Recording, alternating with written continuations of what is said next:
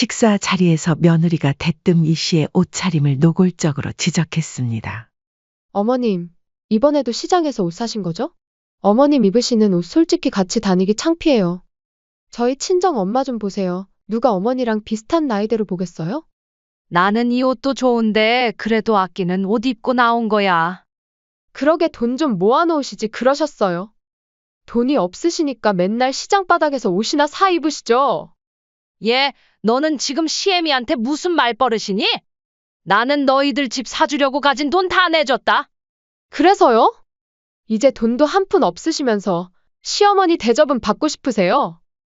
받을 땐 신나서 받아놓고 이제 돈 떨어지니까 시댁도 아니라 그 말이니? 엄마, 창피하니까 그만 좀 해. 진우야, 솔직히 아내 말 틀린 말 없어요. 이제 와서 뭘 그렇게 대접받길 원해요? 진우야, 그런 말이 아니잖아. 돈 없다고 부모를 무시해도 되는 거니? 너 키워주고 결혼할 때 너 잘 되라고 가진 돈 다 지원해줬잖아. 너가 어떻게 엄마한테 이래? 그건 부모로서 당연한 거 아니에요? 왜 자식한테 그걸로 빚 갚으라는 것처럼 구는 거예요? 이제 각자 인생 각자 챙기는 걸로 해요? 안녕하세요. 이 사연의 주인공은 72세 이춘자 씨입니다. 약 30년 전 이 씨와 남편은 극심한 가난 속에서 단칸방 신혼생활을 시작했습니다. 월세 낼 돈도 부족해 반지하 단칸방에서 시작한 두 사람의 결혼 생활은 누가 봐도 녹록지 않았죠. 하지만 두 사람의 눈빛만은 그 누구보다 빛났습니다. 여보, 우리 힘들어도 서로 믿고 살자. 언젠가는 좋은 날이 올 거야. 남편 김철수 씨의 다짐처럼 두 사람은 서로를 의지하며 하루하루를 버텼습니다. 그리고 결혼 2년 만에 아들 진우가 태어났죠. 태어난 아기를 품에 안은 그 순간 부부는 서로 손을 꼭 잡고 다짐했습니다. 여보, 우리 아들만큼은 고생시키지 말자. 그래? 우리가 아끼면 진우가 더 좋은 환경에서 공부할 수 있어. 아들을 위해서라면 무엇이든 할 수 있다는 마음으로 부부는 더욱 열심히 살기 시작했습니다. 남편은 작은 공장에서 기술자로 일하면서 틈틈이 기술을 익혔습니다. 야근이 잦았지만 남편은 한 번도 불평하지 않았죠. 오히려 더 많은 기술을 배우려 노력했습니다. 그렇게 시간이 흘러 이 씨와 남편은 직접 소규모 부품 공장을 차렸습니다.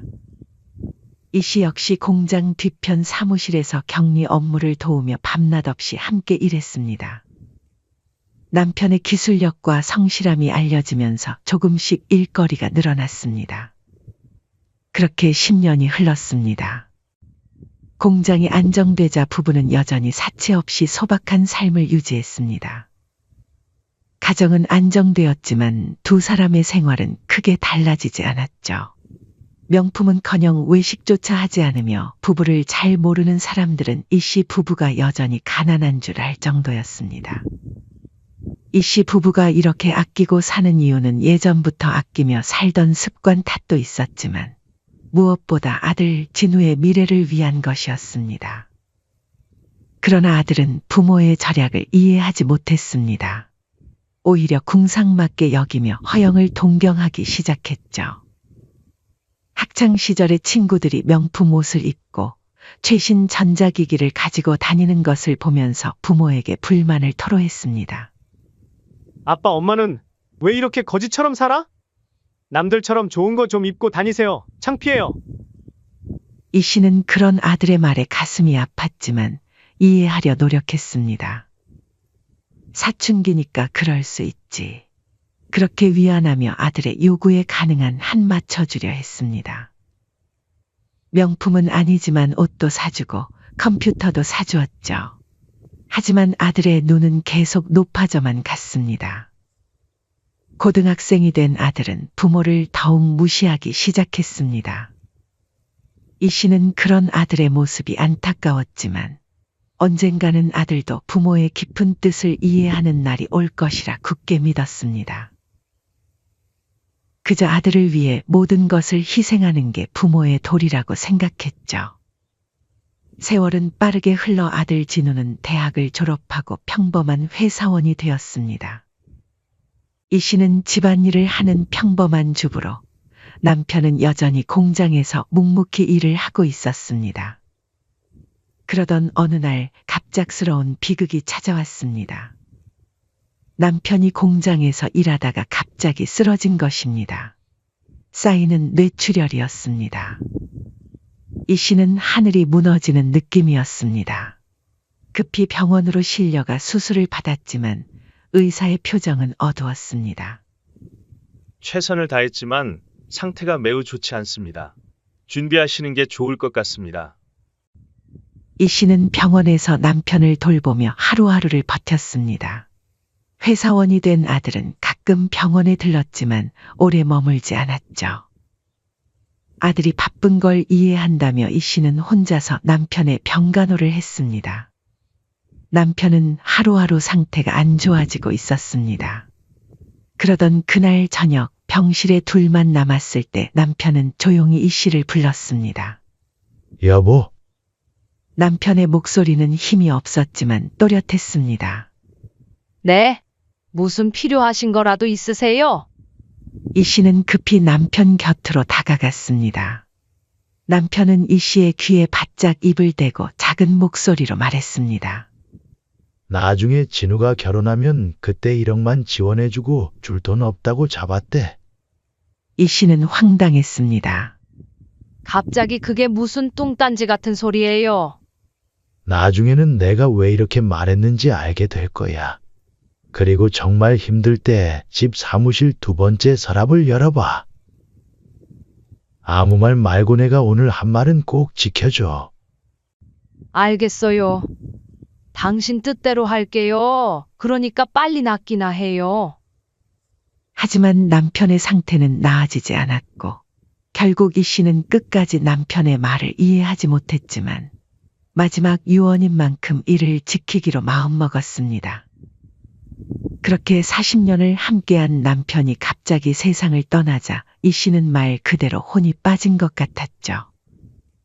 홀로 남은 이 씨는 남편의 공장을 정리하며 하루하루를 견뎌냈습니다. 공장을 정리하면서 이 씨는 남편이 마지막으로 말한 2번째 서랍에 대해 생각했습니다. 그러나 아직은 열어볼 용기가 나지 않았습니다. 그저 남편의 유품들을 챙기며 간간히 눈물을 훔쳤죠. 그렇게 1년이 흘렀습니다. 남편 없는 일상에 조금씩 적응해가던 이 씨에게 어느 날 아들이 전화를 했습니다. 어머니, 저 이번 주말에 뵐게요. 드릴 말씀이 있어서요. 주말 아들은 여자친구를 데리고 이 씨의 집에 찾아왔습니다. 어머니, 이쪽은 제 여자친구 미영이에요. 안녕하세요, 어머님. 저는 서미영이라고 해요. 며느리는 표면적으로는 공손했지만 어딘가 불편한 태도가 느껴졌습니다. 특히 이 씨의 집을 둘러보며 살짝 인상을 찌푸리는 모습이 이 씨의 눈에 들어왔죠. 그래, 언제부터 만났니? 이 씨가 물었습니다. 8개월 됐어요. 회사 동료였는데 마음이 맞아서요. 아들의 말에 이 씨는 마음이 무거워졌습니다. 남편이 떠난 지 얼마 되지 않았을 때부터 만났다는 말이었죠. 그래도 아들의 행복을 바라는 마음에 이 씨는 서둘러 차와 간식을 준비했습니다. 그러나 거실로 돌아오자 며느리가 아들에게 속삭이는 소리가 들렸습니다. 이런데 살면서 가구라도 좀 바꾸시지. 전부 낡은 것들 뿐이네. 이 씨는 가슴이 아팠지만 모른 척 자리에 앉았습니다. 그리고 대화를 이어가려 했지만 며느리가 갑자기 본론을 꺼냈습니다. 어머님, 저희가 결혼하려면 신혼집이 필요한데 어머님께선 얼마 정도 지원해 주실 수 있으세요? 이 씨는 너무 직설적인 질문에 당황했습니다. 처음 만난 자리에서 돈 얘기를 꺼내다니 게다가 당연히 지원받을 것이라는 태도에 기분이 언짢았죠. 지원? 돈 말하는 거니? 이에 아들도 거들었습니다. 네, 어머니, 사실 저희가 좋은 집을 봐놨거든요. 계약금을 어서 넣어야 해서요. 요즘 집값이 워낙 비싸잖아요. 저희는 한 3억 정도 생각 중인데. 3억? 며느리가 당당하게 말했고 이 씨는 깜짝 놀랐습니다. 처음 만난 자리에서 3억이라는 큰 돈을 요구하다니. 마치 맡겨놓은 돈을 찾는 것처럼 당연하게 말하는 며느리의 태도에 이 씨는 불편함을 느꼈습니다. 네, 그 정도는 있으시죠? 아버님이 공장도 하셨다고 하셨는데. 이 씨는 잠시 생각에 잠겼습니다. 순간 이 씨는 남편의 마지막 당부가 떠올랐습니다. 글쎄, 1억 정도는 도와줄 수 있을 것 같구나. 그 말에 며느리의 표정이 순간 굳었습니다. 1억요, 그거론 서울에 집 한 채도 못 사는데. 엄마, 아빠 사망보험금 남은 건 없으셨어요? 이 씨는 아들의 말에 가슴이 철렁 내려앉았습니다. 특히 아들의 입에서 사망보험금이라는 단어가 나온 것이 너무 충격적이었죠. 이내 정신을 차린 이 씨는 단호하게 말했습니다. 입원 치료하고 빚도 갚느라 돈도 많이 들어갔어. 1억이 내가 줄 수 있는 전 재산이야. 며느리는 실망한 표정을 숨기지 않았고 아들도 마찬가지였습니다. 이후 아들과 며느리는 서둘러 자리를 떴고 이 씨는 홀로 남아 깊은 생각에 잠겼습니다. 다음 주 아들이 찾아왔을 때 이 씨는 통장을 내밀었습니다. 이 씨는 남편의 조언대로 정확히 1억만 준비했습니다. 이게 엄마 가진 전부다. 더는 못 도와준다. 이게 다예요? 아빠 공장 판 돈은요? 아들이 실망한 표정으로 물었습니다. 진짜 없어. 이게 내 전 재산이야. 아들은 한숨을 쉬며 통장을 가방에 넣었습니다. 알겠어요. 그럼 저희는 이걸로 어떻게든 해볼게요. 그렇게 아들과 며느리는 결혼을 했고 이 씨가 준 1억으로 작은 아파트 대출을 받아 구했다고 했습니다. 특히 지원을 받고 나서 며느리의 태도가 달라졌습니다. 1억을 지원해 준다고 했을 때 그래도 감사하다며 연락도 하고 며느리는 이 씨에게 잘했습니다. 그러나 결혼 후 이 씨는 아들 부부의 새 집에 놀러 가보고 싶었지만 한 번도 초대받지 못했습니다. 한 번은 이 씨가 직접 음식을 준비해 아들네에 찾아간 날이었습니다. 어머니, 너무 자주 오시는 거 아니에요? 문을 연 며느리의 표정은 불편함으로 가득했습니다. 이번이 처음인데 금방 갈 거야. 반찬만 좀 두고 갈게. 이 씨는 준비해간 음식을 내밀었습니다. 어머님, 이런 거 먹지도 않아요. 다 그냥 가져가세요. 며느리의 말에 이 씨는 가슴이 아팠지만 아무 말도 하지 않고 그냥 돌아왔습니다. 전화도 점점 뜸해지고 이 씨가 찾아가면 집안 분위기는 매번 싸늘했습니다. 어느 날 이 씨는 아들 부부의 집을 방문했을 때 문 앞에서 들려오는 대화의 발걸음을 멈출 수밖에 없었습니다. 어머니가 요즘 자꾸 연락하고 기웃거리시는데 나 너무 불안해. 나이 먹고 우리한테 빌붙으시려고 눈치 보시는 것 같아. 솔직히 어머님 돈도 없으시잖아. 며느리의 목소리였습니다. 그러게. 이러다 진짜 우리가 모셔야 되는 거 아니야? 그래도 우리가 받은 게 있잖아. 여보, 진짜 그러지 마.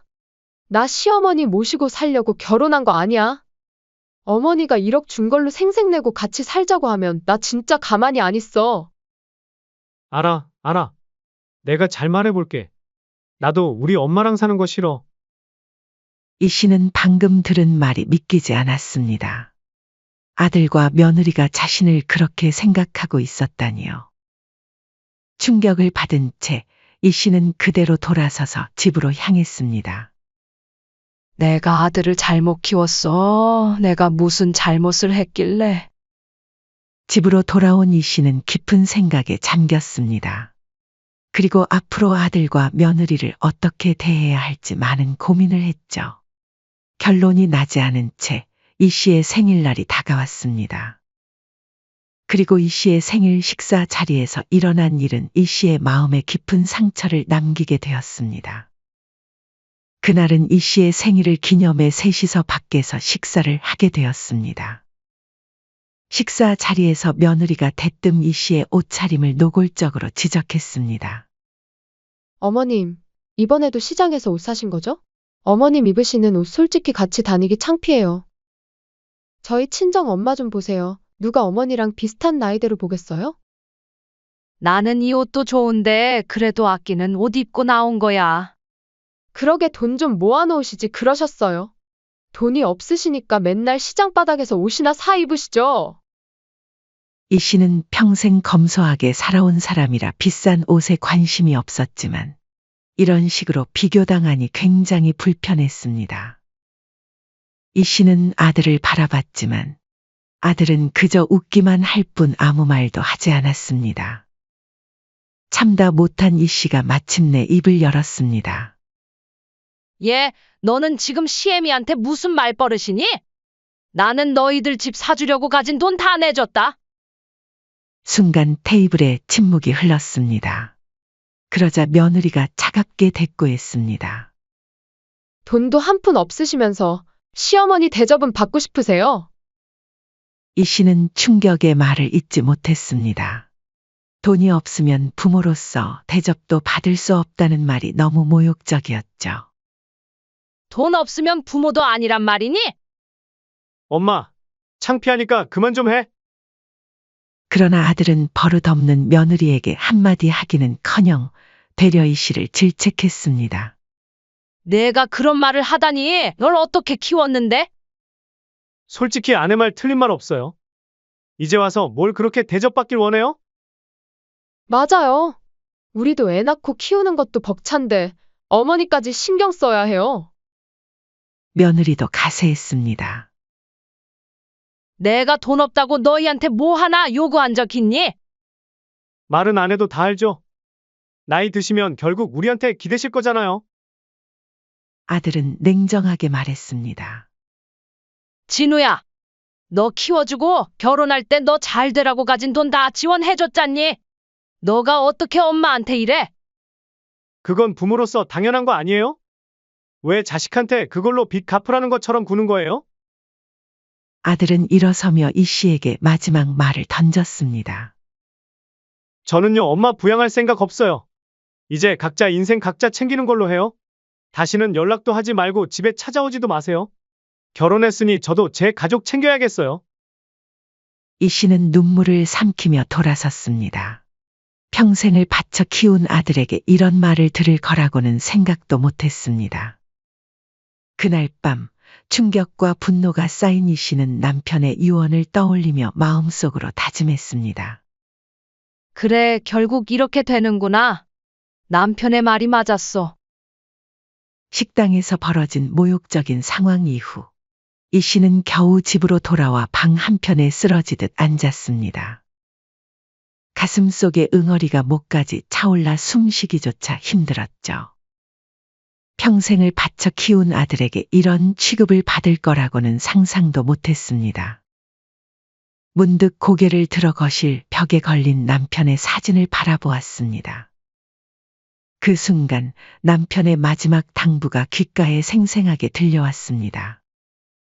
지금이야말로 그 서랍을 열어볼 때였습니다. 이 씨는 천천히 일어나 남편의 서재로 향했습니다. 오랫동안 열지 않았던 서재의 문을 열자 남편의 흔적이 그대로 남아있었죠. 책상 옆 서랍장으로 다가간 이 씨는 떨리는 손으로 두 번째 서랍을 열었습니다. 겉으로 보기에는 평범한 서류들이 있었지만 이 씨는 남편의 말처럼 서랍 안쪽 깊숙한 곳을 살펴보았습니다. 조심스럽게 손잡이를 당기자 비밀 공간이 드러났습니다. 그 안에는 통장들과 문서 봉투 그리고 봉인된 편지 한 통이 있었습니다. 이 씨는 숨을 깊게 들이마시고 천천히 내용물을 꺼내기 시작했습니다. 이 씨는 먼저 통장들을 하나씩 펼쳐보았습니다. 그리고 그 순간 충격에 눈을 크게 떴습니다. 이게 다 뭐야? 남편이 이렇게 많은 돈을 모았다는 사실이 믿기지 않았습니다. 이 씨는 놀라움을 감추지 못하며 땅 문서 봉투로 손을 뻗었습니다. 봉투를 열자 경기도 분당에 있는 상가 건물 문서까지 있었죠. 이 씨는 그 문서들을 믿기지 않는 눈으로 몇 번이고 다시 확인했습니다. 이 씨는 마지막으로 편지 봉투를 열었습니다. 남편의 자필로 쓰여진 유언장이었습니다. 나는 이 서랍 안의 모든 서류와 함께 내 소유의 건물과 예금을 아내 이춘자에게 남기고자 한다. 이 사실은 나의 사망 후 아내가 이 서랍을 열어보게 될 때 알게 될 것이다. 이 편지를 읽고 있다면 당신은 지금 무척 힘든 시간을 보내고 있을 거야. 아마도 아들 때문일 거고 내가 염려했던 일이 벌어진 거겠지. 당신에게 미리 말하지 못해 미안해. 하지만 당신은 아들에게 너무 약했잖아. 혹시 당신이 아들에게 모든 걸 넘길까봐 걱정이 됐어. 사람은 누구나 변하는 법이야. 특히 돈 앞에서는 더욱 그렇지. 편지를 읽어내려가는 동안 이 씨의 눈에서는 눈물이 흘러내렸습니다. 남편이 이렇게까지 자신의 미래를 준비해 두었다는 사실이 믿기지 않았습니다. 그리고 문득 1년 전 남편의 병실에서 나눈 마지막 대화가 선명하게 떠올랐습니다.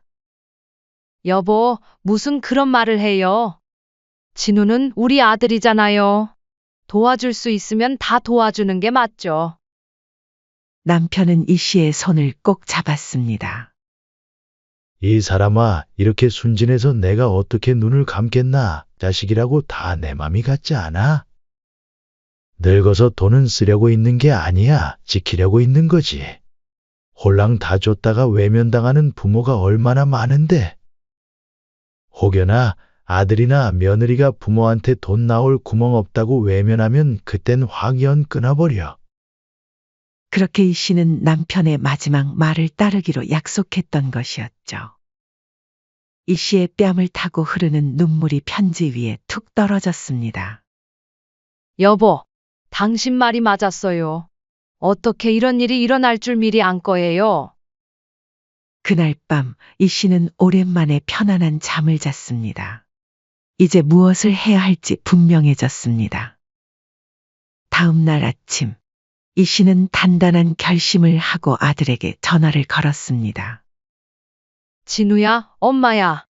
잠깐 시간 되니? 미영이랑 같이 우리 집에 좀 와줄래? 식당에서의 사건 때문인지 아들의 목소리는 어색함이 가득했습니다. 무슨 일이세요?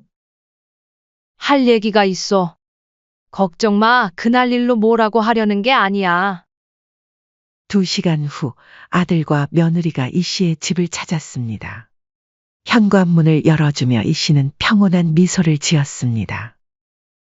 아들과 며느리는 어색하게 거실에 앉았습니다. 둘 다 불안한 기색이 역력했습니다. 이 씨는 준비해둔 차를 내오며 말을 꺼냈습니다. 어제 많이 생각해봤어. 너희 말이 맞는 것 같아. 아들과 며느리는 의아한 표정으로 이 씨를 바라보았습니다. 내가 이제 나이도 있고 너희한테 부담 주는 것 같아서 멀리 이사하기로 했어. 이사요? 아들이 놀란 표정으로 물었습니다. 이 씨는 차분하게 고개를 끄덕였습니다. 응, 혼자 살기 편한 곳으로 갈 거야. 더는 너희 집에 찾아가지도 신세지지도 않을게. 아들과 며느리는 서로 눈빛을 교환했습니다. 그들의 표정에서 이 씨는 미묘한 안도감을 읽을 수 있었습니다. 아들과 며느리는 이 씨가 떠나기로 한 것이 오히려 반가운 듯 보였습니다. 근데 어머니, 갑자기 이사 가실 수 있어요? 돈은요? 며느리가 직설적으로 물었습니다. 그건 내가 알아서 할게. 너희는 신경 쓰지 마. 나한테 연락할 필요 없어. 너희도 나한테 연락하지 말라고 했잖아. 어머니, 그건 그냥 화가 나서. 아들이 변명하려 했지만 이 씨는 손을 들어 말을 막았습니다. 괜찮아. 이제야 너희 진심을 알게 됐으니까. 며느리는 눈을 피하며 말했습니다. 사실 어머님께서 그렇게 결정하셨다면 좋은 선택이라고 생각해요. 다들 각자의 공간에서 편하게 지내는 게 좋으니까요. 아들도 덧붙였습니다. 맞아요, 어머니. 가족끼리 너무 가까이 사는 게 꼭 좋은 건 아니잖아요. 이 씨는 그들의 태도에 씁쓸한 미소를 지었습니다. 그래, 너희들도 그렇게 생각하니 참 다행이구나. 어머니, 필요한 거 있으면 말씀하세요. 도와드릴게요. 아들이 형식적으로 말을 하고 며느리도 밝은 표정으로 말했습니다. 참, 어머니 그때 일은 너무 섭섭하게 생각하지 않으셨으면 좋겠어요. 가족끼리 투닥거릴 때도 있는 거죠. 이사 잘 가시고 종종 안부 전화할게요. 아들과 며느리는 오래 머물지 않고 금방 자리를 떴습니다. 그들은 이 씨가 떠난다는 사실에 오히려 가벼운 발걸음으로 나가는 듯 했습니다. 아들과 며느리에게 통보한 이 씨는 홀가분한 마음으로 남편이 남긴 재산으로 새 삶을 준비하기 시작했습니다. 이 씨는 다음 날 변호사를 찾아가 남편의 재산 상속을 처리했습니다. 그리고 부동산을 찾아가 이 씨의 새로운 거처를 알아보기 시작했죠. 처음으로 자신을 위해 돈을 쓰는 기분이 낯설었지만 동시에 짜릿한 해방감도 느껴졌습니다. 일주일 후 이 씨는 짐을 모두 정리했습니다. 40년 넘게 살았던 집을 떠나는 마음은 섭섭했지만 새로운 시작에 대한 기대가 더 컸습니다. 이 씨는 서울의 한 고급 주상복합 아파트에 전세 계약을 했습니다. 이사 당일 이 씨는 택시에 짐을 싣고 떠났습니다. 아들 부부에게는 따로 연락도 하지 않고 집 주소도 알려주지 않았습니다. 새 아파트에 도착하자마자 로얄층에 위치한 이 씨의 집은 서울이 한눈에 내려다 보였습니다. 주상복합이라 1층부터 3층까지는 백화점과 마트, 병원 등 각종 편의시설이 있어 생활하기에도 편리했습니다. 와, 여기가 내 집이라니. 넓은 거실과 깨끗한 주방, 편안한 침실까지 모든 것이 새롭고 고급스러웠습니다. 이사하고 몇 달 동안 이 씨는 행복한 나날을 보냈습니다. 아파트 헬스장에서 가벼운 운동을 하기 시작했고 새로운 이웃들과 차를 마시며 대화를 나누기도 했습니다. 처음으로 자신만을 위한 시간을 보내는 것이 얼마나 즐거운 일인지 깨닫게 되었죠. 처음으로 백화점에서 고가의 옷을 사 입었습니다. 평생 시장에서 옷을 사 입던 이 씨에게는 생소한 경험이었습니다. 예쁜 옷을 입고 미용실에서 머리도 새롭게 손질하고 나니 거울 속 자신의 모습이 낯설었습니다. 이렇게 평화로운 시간이 흐르던 어느 날 갑자기 휴대전화가 요란하게 울렸습니다.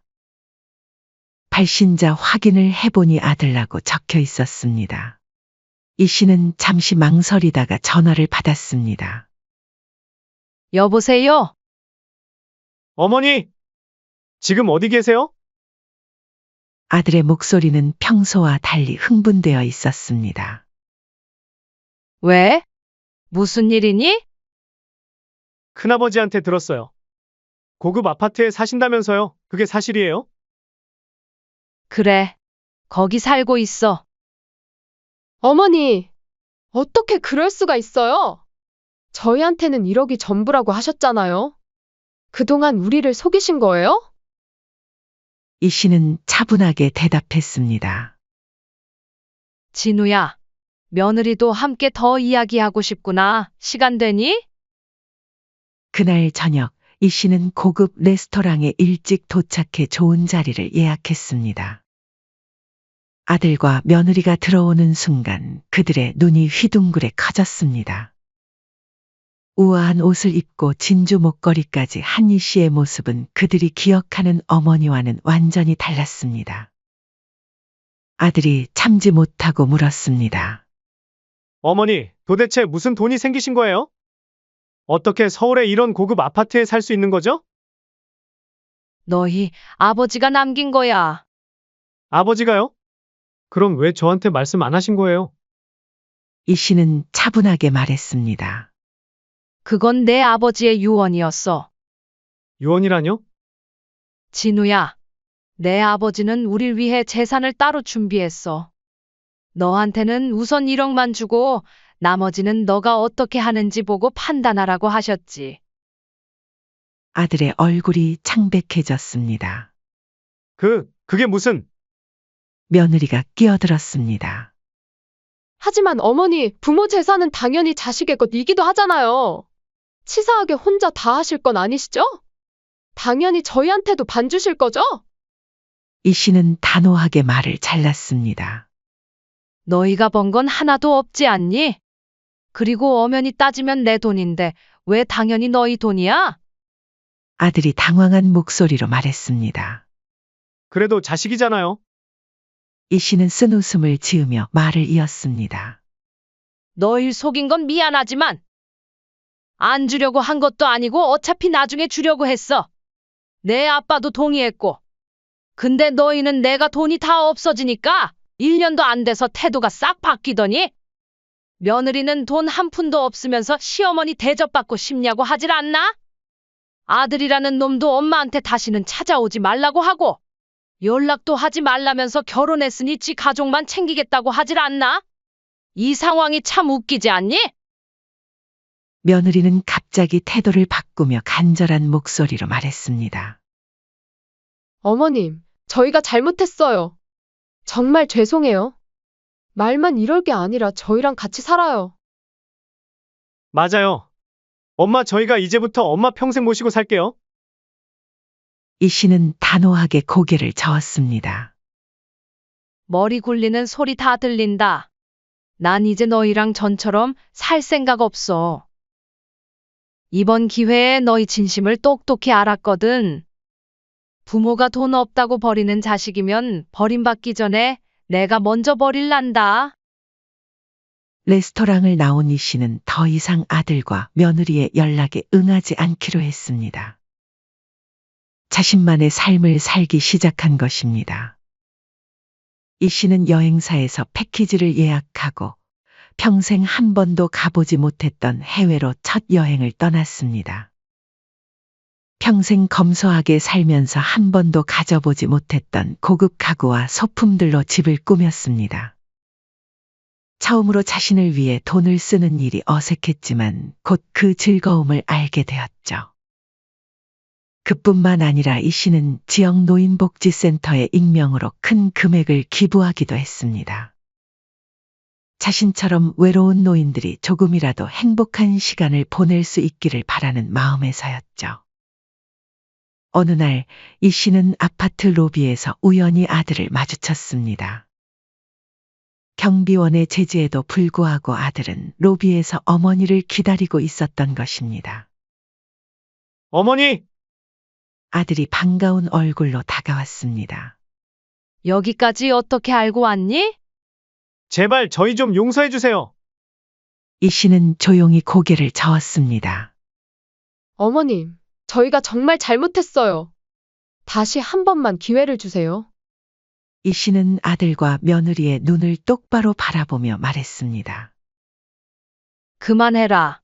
늙어서 내 몸 건사하려면 돈이 있어야 한다는 걸 너네가 알려줬잖니? 너희한테는 절대 안 줄 거다. 이 씨는 아들을 뒤로 하고 엘리베이터에 올랐습니다.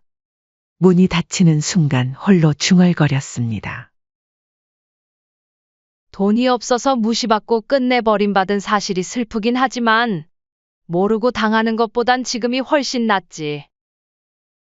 진우도 언젠가 부모가 되고 내 나이가 되면 알게 되겠지. 물론 그땐 너무 늦었겠지만. 비록 자식에게 상처받은 이 씨였지만 이 씨는 이번 일을 통해 자신을 지키는 법을 배웠습니다. 평생 자식만 생각하던 삶에서 벗어나 스스로의 가치를 깨닫게 된 것이야말로 남편이 남긴 가장 소중한 선물이었습니다. 자신의 아파트로 돌아온 이 씨는 테라스에 나가 서울의 야경을 바라보았습니다. 어둠 속에서 반짝이는 도시의 불빛들이 마치 그녀의 새로운 인생처럼 빛나고 있었습니다. 사연은 여기까지였습니다. 구독, 좋아요, 댓글은 영상 제작에 큰 힘이 됩니다. 인생의 쉼표를 시청해 주셔서 감사합니다.